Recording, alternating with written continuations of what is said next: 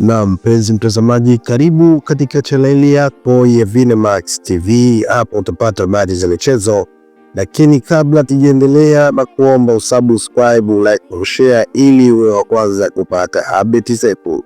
Sasa bwana, hapa nimekuletea update hapa inamhusu mchezaji kutoka nchini Uganda, Allan Okello, ambapo hivi karibuni amekuwa akihusishwa na usajili wa timu hizi kubwa nchini Tanzania, Simba pamoja na Yanga, kutaka kumsajili na kiungo mshambuliaji huyo Allan Okello ameendelea kuwa gumzo kubwa kwenye soka la Tanzania baada ya kauli zake kuibua mjadala mzito kuhusu hatima yake ya baadaye. Mashabiki wa Simba na Yanga,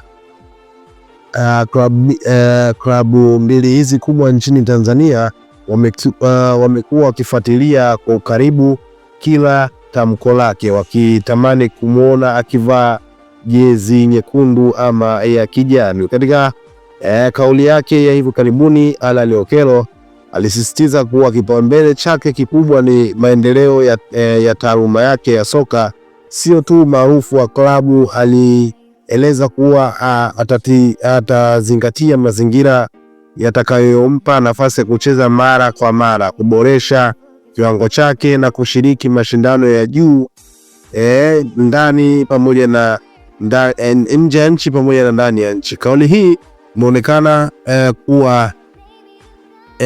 kuwapa somo mashabiki na viongozi wa klabu kuwa usajili wa mchezaji mkubwa hauishii kwenye jina la timu pekee. Licha ya pressure kutoka kwa mashabiki, Okello ameonekana kuwa mtulivu na mwenye msimamo, akiepuka kutamka wazi klabu anayoipendelea.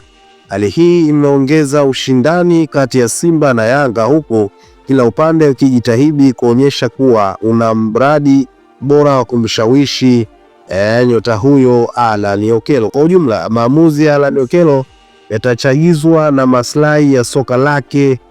Hapa tunazungumzia karia yake ya soka na mustakabali wake wa muda mrefu, iwe ni Yanga ama ni Simba.